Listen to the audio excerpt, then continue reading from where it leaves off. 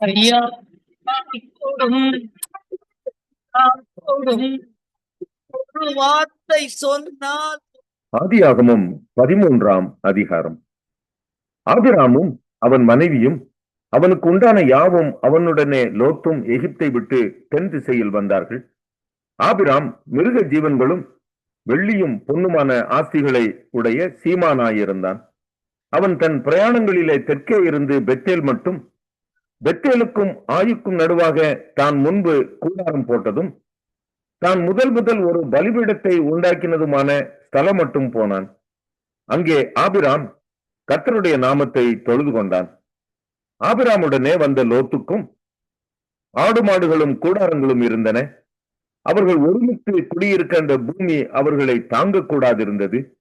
அவர்களுடைய ஆஸ்தி மிகுதியாய் இருந்தபடியால் அவர்கள் ஒருமித்து வாசம் பண்ண ஏதுவில்லாமற் போயிற்று. ஆபிராமுடைய மந்தை மேய்ப்பருக்கும் லோத்துடைய மந்தை மேய்ப்பருக்கும் வாக்குவாதம் உண்டாயிற்று. அக்காலத்திலே கானானியரும் பெரிசியரும் அத்தேசத்தில் குடியிருந்தார்கள். ஆபிராம் லோத்தை நோக்கி, எனக்கும் உனக்கும் என் மெய்ப்பருக்கும் உன் மெய்ப்பருக்கும் வாக்குவாதம் வேண்டாம், நாம் சகோதரர். இந்த தேசமெல்லாம் உனக்கு முன் இருக்கிறது அல்லவா? நீ என்னை விட்டு பிரிந்து போகலாம்.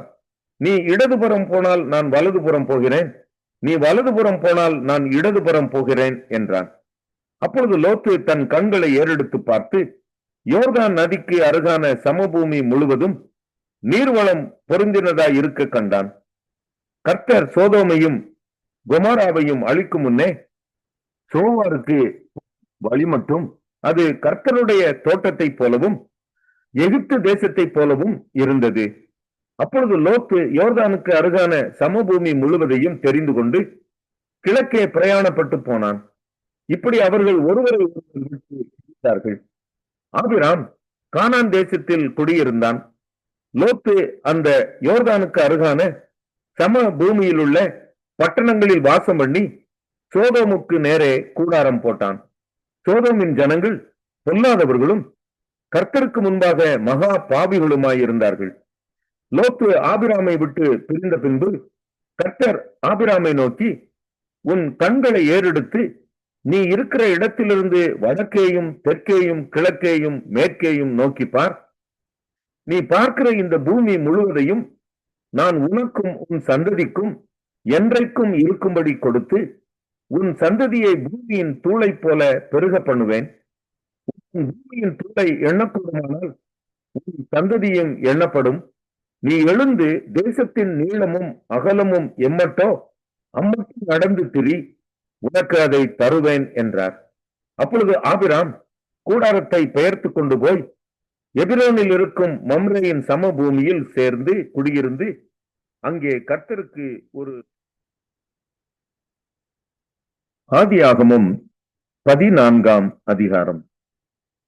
சினேயாரின் ராஜாவாகிய அம்ராப்பேலும் ஏலாசாரின் ராஜாவாகிய அரியோகும் ஏலாமின் ராஜாவாகிய கெதர்லா கோமேரும் ஜாதிகளின் ராஜாவாகிய திதியாலும் இருந்த நாட்களில் அவர்கள் சோதோமின் ராஜாவாகிய பேராவோடும் கொமோராவின் ராஜாவாகிய பிர்சாவோடும் அத்மாவின் ராஜாவாகிய சினேயாவோடும் தெபோயீமின் ராஜாவாகிய தெமேபரோடும் சோவார் என்னும் பேலாவின் ராஜாவோடும் யுத்தம் பண்ணினார்கள். இவர்கள் எல்லாரும் உப்பு கடலாகிய சித்தீம் பள்ளத்தாக்கிலே கூடினார்கள். இவர்கள் 12 வருஷம் கெதர்லா கோமேரை சேவித்து 13ஆம் வருஷத்திலே கலகம் பண்ணினார்கள். 14ஆம் வருஷத்திலே கெதர்லா கோமேரும் அவனுடைய கூடியிருந்த ராஜாக்களும் வந்து அஸ்தரோத் கர்னாயிமிலே இருந்த ரெப்பாயிமியரையும் காமிலே இருந்த சூசிமியரையும் தாவே கீரியா தாயுமிலே இருந்த ஏமியரையும் தேயிர் மலைகளில் இருந்த ஊழியரையும் வனாந்தரத்துக்கு அருகான எல் பார்வன் மட்டும் முறிய அடித்து திரும்பி காதேஸ் என்னும் என் மிஸ்பாத்துக்கு வந்து அமலேக்கியருடைய நாடு அனைத்தையும் அத்சாத்சோன் தாமாரிலே குடியிருந்த எமோரியரையும் கூட சங்கரித்தார்கள். அப்பொழுது சோதோமின் ராஜாவும் கொமோராவின் ராஜாவும் அத்மாவின் ராஜாவும் செபோயீமின் ராஜாவும் சோவார் என்னும் பேலாவின் ராஜாவும் புறப்பட்டு சித்திம் பள்ளத்தாக்கிலே ஏலாமின் ராஜாவாகிய கெதர்லா கோமேரோடும் ஜாதிகளின் ராஜாவாகிய திதியாலோடும் சினையாரின் ராஜாவாகிய அம்ராப்பேலோடும் ஏலாசாரின் ராஜாவாகிய அரியோகோடும் யுத்தம் பண்ண புறப்பட்டு அந்த 5 ராஜாக்களோடும் இந்த 4 ராஜாக்களும் யுத்தம் பண்ணினார்கள். அந்த சித்திம் பள்ளத்தாக்கு எங்கும் நிலக்கீழ் உண்டாகும் கேணிகள் இருந்தது. சோதோம் கொமோராவின் ராஜாக்கள் முறிந்தோடி அங்கே விழுந்தார்கள். மீண்டவர்கள் மலைகளுக்கு ஓடிப்போனார்கள். அப்பொழுது அவர்கள் சோதோமிலும் கொமோராவிலும் உள்ள பொருள்கள் எல்லாவற்றையும் பதார்த்தங்கள் எல்லாவற்றையும் எடுத்துக்கொண்டு போய்விட்டார்கள். ஆபிராமின் சகோதரனுடைய குமாரனாகிய லோத்து சோதோமிலே குடியிருந்தபடியால் அவனையும் அவன் பொருள்களையும் கொண்டு போய்விட்டார்கள். தப்பியோடின ஒருவன் எபிரேயனாகிய ஆபிராமிடத்தில் வந்து அதை அறிவித்தான். ஆபிராம் தன்னோட உடன்படிக்கை செய்திருந்த மனிதராகிய எஸ்கோலுக்கும் ஆனேருக்கும் சகோதரனாகிய மம்ரே என்னும் எமோரியனுடைய சமபூமியிலே அப்பொழுது குடியிருந்தான். தன் சகோதரன் சிறையாக கொண்டு போகப்பட்டதை ஆபிராம் கேள்விப்பட்ட போது அவன் தன் வீட்டிலே பிறந்த கைப்படிந்தவர்களாகிய 318 ஆட்களுக்கும் ஆயுதம் தரிப்பித்து தான் என்னும் ஊர் மட்டும் அவர்களை தொடர்ந்து ராக்காலத்திலே அவனும் அவன் வேலைக்காரரும் பிரிந்து பவிஞ்சிகளாய் அவர்கள் மேல் விழுந்து அவர்களை முறியடித்து தமஸ்குவுக்கு இடதுபுறமான ஓபம் மட்டும் துரத்தி சகல பொருள்களையும் திருப்பிக் கொண்டு வந்தான். தன் சகோதரனாகிய லோத்தையும் அவனுடைய பொருள்களையும் ஸ்திரீகளையும் ஜனங்களையும் திருப்பிக் கொண்டு வந்தான். அவன் கெதர்லா கோமேரையும் அவனோடு இருந்த ராஜாக்களையும் முறியடித்து திரும்பி வருகிற போது சோதோமின் ராஜா புறப்பட்டு ராஜாவின் பள்ளத்தாக்கு என்னும் சாவே பள்ளத்தாக்கு மட்டும் அவனுக்கு எதிர்கொண்டு போனான்.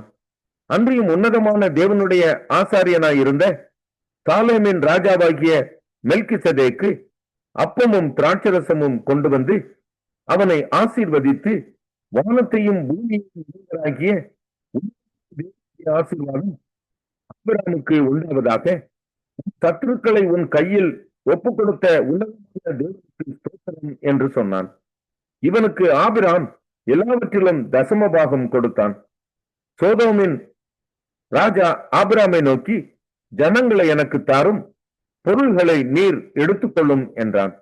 அதற்கு ஆபிராம் சோதோமின் ராஜாவை பார்த்து, ஆபிராமை ஐஸ்வர்யவனாக்கினேன் என்று நீர் சொல்லாதபடிக்கு நான் ஒரு சரட்டையாகிலும் பாதரட்சையின் வாரையாகிலும் உமக்கு உண்டானவைகளில் யாதொன்றையாகிலும் எடுத்துக்கொள்ளேன் என்று வானத்தையும் தேவனாகிய கர்த்தருக்கு நேராக என் கையை உயர்த்துகிறேன். வாலிபர் சாப்பிட்டது போக என்னுடனே வந்த ஆனேர், எஸ்கோல், மம்ரே என்னும் புருஷருடைய பங்கு மாத்திரமே வர வேண்டும். இவர்கள் 17ஆம் சங்கீதம். தாவீதின் விண்ணப்பம். கர்த்தாவே, நியாயத்தை கேட்டருளும், என் கூப்பிடுதலை கவனியும். கபடமில்லாத உதடுகளினின்று பிறக்கும் என் விண்ணப்பத்திற்கு செவிகொடும். உம்முடைய சந்நிதியிலிருந்து என் நியாயம் வெளிப்படுவதாக. உம்முடைய கண்கள் நியாயமானவர்களை நோக்குவதாக. நீர் என் இருதயத்தை பரிசோதித்து காலத்தில் அதை விசாரித்து என்னை புடமிட்டு பார்த்தும் ஒன்றும் காணாதிருக்கிறீர். என் வாய் மீறாதபடிக்கு தீர்மானம் பண்ணினேன். மனுஷரின் செய்கைகளை குறித்து நான் உம்முடைய உதடுகளின் வாக்கினாலே துஷ்டனுடைய பாதைகளுக்கு விலக்கமாய் என்னை காத்து கொள்கிறேன். என் காலடிகள் வலுவாதபடிக்கு என் நடைகளை உமது வழிகளில் ஸ்திரப்படுத்தும். தேவனே, நான் உம்மை நோக்கி கெஞ்சுகிறேன், எனக்கு செவி கொடுக்கிறீர். என்னிடத்தில் உம்முடைய செவியை சாய்த்து என் வார்த்தையை கேட்டருளும். உம்மை நம்புகிறவர்களை அவர்களுக்கு விரோதமாய் எழும்புகிறவர்களினின்று உமது வலது கரத்தினால் தப்புவித்து ரட்சிக்கிறவரே, உம்முடைய அதிசயமான கிருபையை விளங்க பண்ணும். கண்மணியைப் போல என்னை காத்தருளும். என்னை ஒடுக்குகிற துன்மார்க்கருக்கும் என்னை சூழ்ந்து கொள்கிற என் பிராண பயங்கருக்கும் மறைவாக உம்முடைய செட்டைகளின் நிழலிலே என்னை காப்பாற்றும். அவர்கள் நிணந்துண்ணி இருக்கிறார்கள். தங்கள் வாயினால் வீம்பு பேசுகிறார்கள். நாங்கள் செல்லும் பாதைகளில் இப்பொழுது எங்களை வளைந்து கொண்டார்கள். எங்களை தரையிலே தள்ளும்படி அவர்கள் கண்கள் எங்களை நோக்கிக் கொண்டிருக்கிறது. பீறுகிறதற்கு ஆவலுள்ள சிங்கத்துக்கும் மறைவிடங்களில் பதிவிருக்கிற பால சிங்கத்துக்கும் ஒப்பாயிருக்கிறார்கள். கர்த்தாவே, நீர் எழுந்திருந்து அவனுக்கு எதிரிட்டு அவனை மடங்கடியும். கர்த்தாவே, என் ஆத்துமாவை துன்மார்க்கனுடைய கைக்கு உம்முடைய பட்டயத்தினால் தப்புவியும். மனுஷருடைய கைக்கும் இம்மையில் தங்கள் பங்கை பெற்றிருக்கிற உலக மக்களின் கைக்கும் உம்முடைய கரத்தினால் என்னை தப்புவியும். அவர்கள் வயிற்றை உமது திரவியத்தினால் நிரப்புகிறீர். அவர்கள் புத்திர பாக்கியத்தினால் திருப்தி அடைந்து தங்களுக்கு மீதியான பொருளை தங்கள் குழந்தைகளுக்கு வைக்கிறார்கள். நானோ நீதியில் உம்முடைய முகத்தை தரிசிப்பேன். நான் விழிக்கும் போது உமது சாயலால் திருப்தியாவேன்.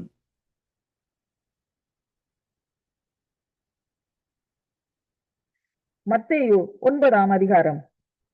அப்பொழுது அவர் படவில் ஏறி இக்கரைப்பட்டு தம்முடைய பட்டணத்திற்கு வந்தார். அங்கே படுக்கையிலே கிடந்த ஒரு திமிர்வாதக்காரனை அவரிடத்தில் கொண்டு வந்தார்கள். இயேசு அவர்களுடைய விசுவாசத்தை கண்டு திமிர்வாதக்காரனை நோக்கி, மகனே, திடன் கொள், உன் பாவங்கள் உனக்கு மன்னிக்கப்பட்டது என்றார். அப்பொழுது வேத பாரகரில் சிலர், இவன் தேவதூஷணம் சொல்லுகிறான் என்று தங்கள் உள்ளத்தில் சொல்லிக் கொண்டார்கள். இயேசு அவர்கள் நினைவுகளை அறிந்து, நீங்கள் உங்கள் இருதயங்களில் பொல்லாதவைகளை சிந்திக்கிறதென்ன? உன் பாவங்கள் மன்னிக்கப்பட்டது என்று சொல்வதோ, எழுந்து நடவென்று சொல்வதோ எது எளிது? பூமியில் பாவங்களை மன்னிக்க மனுஷகுமாரனுக்கு அதிகாரம் உண்டென்பதை நீங்கள் அறிய வேண்டும் என்று சொல்லி திமிர்வாதக்காரனை நோக்கி, நீ எழுந்து உன் படுக்கையை எடுத்துக்கொண்டு உன் வீட்டுக்கு போ என்றார். உடனே அவன் எழுந்து தன் வீட்டுக்கு போனான். ஜனங்கள் அதை கண்டு ஆச்சரியப்பட்டு மனுஷருக்கு இப்படிப்பட்ட அதிகாரத்தை கொடுத்தவராகிய தேவனை மகிமைப்படுத்தினார்கள். இயேசு அவ்விடம் விட்டு புறப்பட்டு போகையில் ஆயத்துறையில் உட்கார்ந்திருந்த மத்தேயு என்னும் ஒரு மனுஷனை கண்டு, எனக்கு பின் சென்று வா என்றார். அவன் எழுந்து அவருக்கு பின் சென்றான். பின்பு அவர் வீட்டிலே போஜன பந்தி இருக்கையில் அநேக ஆயக்காரரும் பாவிகளும் வந்து இயேசுவோடும் அவர் சீஷரோடும் கூட பந்தி இருந்தார்கள். பரிசேயர் அதை கண்டு அவருடைய சீஷர்களை நோக்கி, உங்கள் போதகர் ஆயக்காரரோடும் பாவிகளோடும் போஜனம் பண்ணுகிறது என்ன என்று கேட்டார்கள். இயேசு அதை கேட்டு, பிணியாளிகளுக்கு வைத்தியம் வேண்டியதே அல்லாமல் சுகமுள்ளவர்களுக்கு வேண்டியதில்லை, வலியை அல்ல இரக்கத்தையே விரும்புகிறேன் என்பதின் கருத்து இன்னதென்று போய் கற்றுக்கொள்ளுங்கள். நீதிமான்களை அல்ல பாவிகளையே மனம் திரும்புகிறதற்கு அழைக்க வந்தேன் என்றார். அப்பொழுது யோவானுடைய சீஷர் அவரிடத்தில் வந்து, நாங்களும் பரிசேயரும் அநேகந்தரம் உபவாசிக்கிறோமே, உம்முடைய சீஷர் உபவாசியாமல் இருக்கிறது என்னவென்று கேட்டார்கள். அதற்கு இயேசு, மணவாளன் தங்களோடு இருக்கையில் மணவாளனுடைய தோழர் துயரப்படுவார்களா? மணவாளன் அவர்களை விட்டு எடுபடும் நாட்கள் வரும், அப்பொழுது உபவாசிப்பார்கள். ஒருவனும் கோடி துண்டை பழைய வஸ்திரத்தோட இணைக்க மாட்டான். இணைத்தால் அதனோட இணைத்த துண்டு வஸ்திரத்தை அதிகமாய் கிழிக்கும், தீரலும் அதிகமாகும். புது திராட்சை ரசத்தை பழந்துருத்திகளில் வார்த்து வைக்கிறதும் இல்லை. வார்த்து வைத்தால் துருத்திகள் கிழிந்து போம், ரசமும் சிந்திப்போம், துருத்திகளும் கெட்டுப்போம். புது ரசத்தை புது துருத்திகளில் வார்த்து வைப்பார்கள், அப்பொழுது இரண்டும் பத்திரப்பட்டிருக்கும் என்றார். அவர் இவைகளை அவர்களுக்கு சொல்லிக் கொண்டிருக்கையில் தலைவன் ஒருவன் வந்து அவரை பணிந்து, என் மகள் இப்பொழுதுதான் மரித்து போனாள், ஆகிலும் நீர் வந்து அவள் மேல் உமது கையை வையும், அப்பொழுது பிழைப்பாள் என்றான். இயேசு எழுந்து தம்முடைய சீஷரோடும் கூட அவன் பின்னே போனார். அப்பொழுது 12 வருஷமாய் பெரும்பாடுள்ள ஒரு ஸ்திரீ, நான் அவருடைய வஸ்திரத்தை ஆகிலும் தொட்டால் சொஸ்தமாவேன் என்று தன் உள்ளத்தில் எண்ணிக்கொண்டு அவர் பின்னாலே வந்து அவருடைய வஸ்திரத்தின் ஓரத்தை தொட்டாள். இயேசு திரும்பி அவளை பார்த்து, மகளே, திடன் கொள், உன் விசுவாசம் உன்னை ரட்சித்தது என்றார். அந்நேரம் முதல் அந்த ஸ்திரீ சொஸ்தமானாள். இயேசுவானவர் தலைவனுடைய வீட்டிலே வந்து தாரை ஊதுகிறவர்களையும் இறைகிற ஜனங்களையும் கண்டு, விலகுங்கள், இந்த சிறு பெண் மரிக்கவில்லை, நித்திரையாயிருக்கிறாள் என்றார். அதற்காக அவரை பார்த்து நகைத்தார்கள். ஜனங்கள் வெளியே துரத்தப்பட்ட பின்பு அவர் உள்ளே பிரவேசித்து அந்த சிறு பெண்ணின் கையை பிடித்தார். உடனே அவள் எழுந்திருந்தாள். இந்த சங்கதி அத்தேசமெங்கும் பிரசித்தமாயிற்று. இயேசு அவ்விடம் விட்டு போகையில் 2 குருடர் அவர் பின்னே சென்று, தாவீதின் குமாரனே, எங்களுக்கு இரங்கும் என்று கூப்பிட்டார்கள். அவர் வீட்டுக்கு வந்த பின்பு அந்த குருடர் அவரிடத்தில் வந்தார்கள். இயேசு அவர்களை நோக்கி, இதை செய்ய எனக்கு வல்லமை உண்டென்று விசுவாசிக்கிறீர்களா என்று கேட்டார். அதற்கு அவர்கள், ஆம், விசுவாசிக்கிறோம் ஆண்டவரே என்றார்கள். அப்பொழுது அவர்களுடைய கண்களை அவர் தொட்டு, உங்கள் விசுவாசத்தின்படி உங்களுக்கு ஆக கடவுது என்றார். உடனே அவர்களுடைய கண்கள் திறக்கப்பட்டது. இதை ஒருவரும் அறியாதபடிக்கு எச்சரிக்கையா இருங்கள் என்று இயேசு அவர்களுக்கு கண்டிப்பாய் கட்டளையிட்டார். அவர்களோ புறப்பட்டு அத்தேசமெங்கும் அவருடைய கீர்த்தியை பிரசித்தம் பண்ணினார்கள். அவர்கள் புறப்பட்டு போகையில் பிசாசு பிடித்த ஊமையான ஒரு மனுஷனை அவரிடத்தில் கொண்டு வந்தார்கள். பிசாசு துரத்தப்பட்ட பின்பு ஊமையன் பேசினான். ஜனங்கள் ஆச்சரியப்பட்டு, இஸ்ரவேலில் இப்படி ஒரு காலம் காணப்படவில்லை என்றார்கள். பரிசேயரோ, இவன் பிசாசுகளின் தலைவனாலே பிசாசுகளை துரத்துகிறான் என்றார்கள். பின்பு இயேசு சகல பட்டணங்களையும் கிராமங்களையும் சுற்றி நடந்து ஜெப ஆலயங்களில் உபதேசித்து ராஜ்யத்தின் சுவிசேஷத்தை பிரசங்கித்து ஜனங்களுக்கு உண்டாயிருந்த சகல வியாதிகளையும் சகல நோய்களையும் நீக்கி அவர்களை சொஸ்தமாக்கினார். அவர் திரளான ஜனங்களை கண்ட பொழுது அவர்கள் மேய்ப்பனில்லாத ஆடுகளைப் போல தொய்ந்து போனவர்களும் சிதறப்பட்டவர்களுமாய் இருந்தபடியால் அவர்கள் மேல் மனதுருகி தம்முடைய சீஷர்களை நோக்கி, அறுப்பு மிகுதி, வேலை ஆட்களோ கொஞ்சம். ஆதலால் அறுப்புக்கு எஜமான் தமது அறுப்புக்கு வேலை ஆட்களை அனுப்பும்படி அவரை வேண்டிக் கொள்ளுங்கள் என்றார்.